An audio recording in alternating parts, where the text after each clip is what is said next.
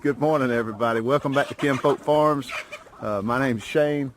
I appreciate you guys checking out our videos. I'm out here this morning. It's a little cool this morning and windy and just a yucky day. It rained all day yesterday, and thought I'd come down here and feed these guys. Well, they are just like what Justin Rose called piranha or dinosaurs. They are hungry. This is my favorite part of the whole day.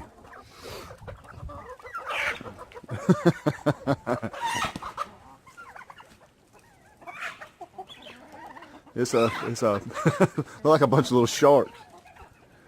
But anyway, stick around. I want to show you what we're getting. Give you a little farm update today and tell you what we got going on the farm. Not doing a lot this weekend. It's just been so messy. But I'll give you all an update of what we're planning on doing to the pasture. All right. Well, I'm standing out here in the our little muscadine orchard that we have right in front of our house. I don't know if you can see it. Our house is over there. But when we first bought this place, they had a cow and a little donkey and a horse, and they had a bunch of stuff out here. But we didn't really want all that. We just wanted some chickens and some pigs, and I love fruit.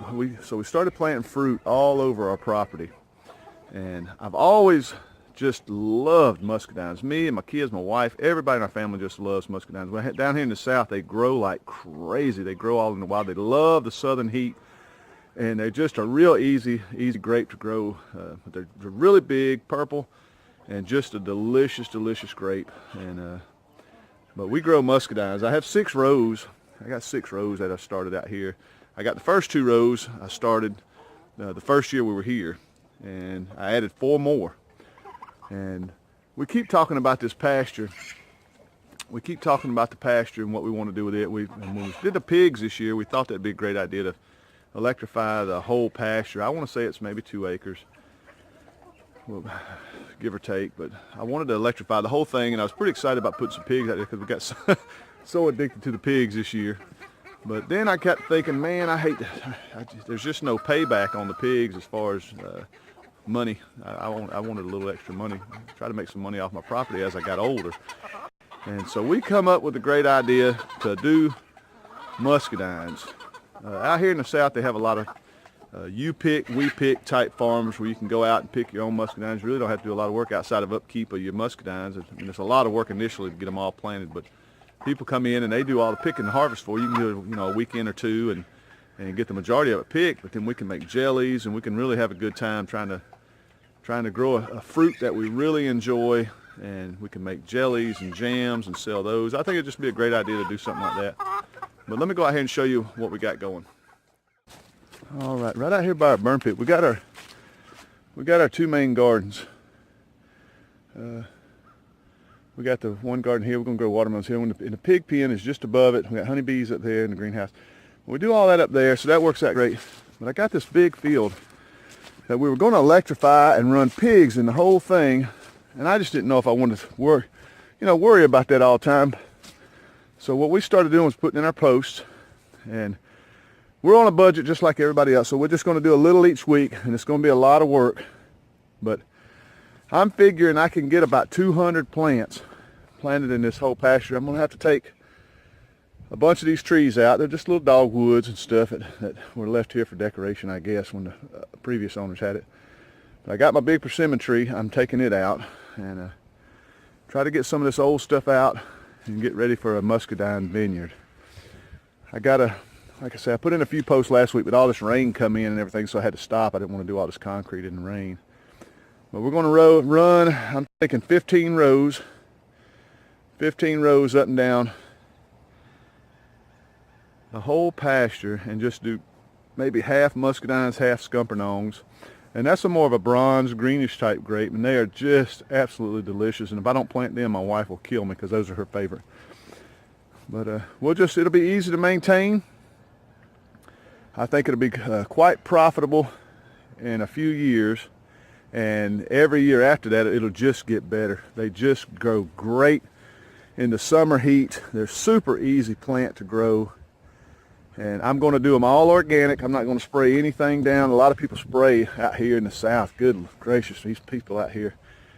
spray a lot of stuff to keep our fruit, you know, you got to keep the grass beat back and all that, but we're going to try our hardest to do it all organic and with mulch and all to keep the weeds down. It's going to be a really neat process, really neat.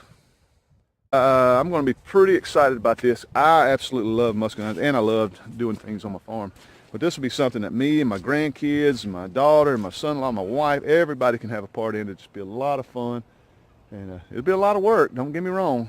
It will be a lot of work, but I'll make a bunch of videos on this and show y'all how we're doing, how it's going, and I'm pretty excited about it.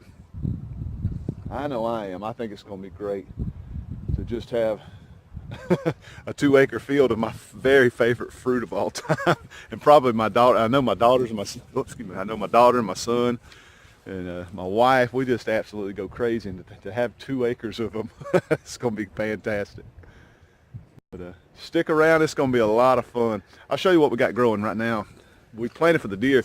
The reason I'm not planting any of this for the deer anymore, I want to say we got cut off, or all these guys are hunting all around here, and I've been making this one big huge food plot, but I'll show you what we got growing right now. We have just got turnips. The whole field, the whole thing is planted in turnips and parsnips. I'll show you a great example.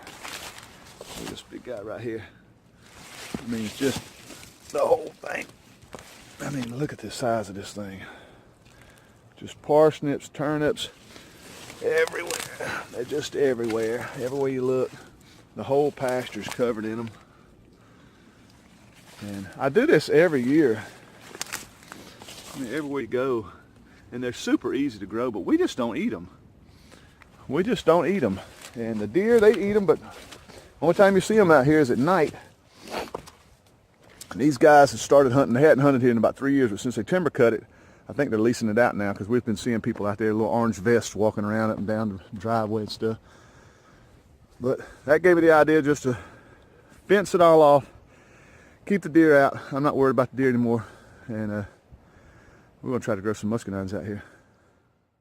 All right, guys, I'll close this out. I didn't want to make a super long video. It's super cold. My hands are getting numb, but I just want to give y'all an update of what we're doing on the farm.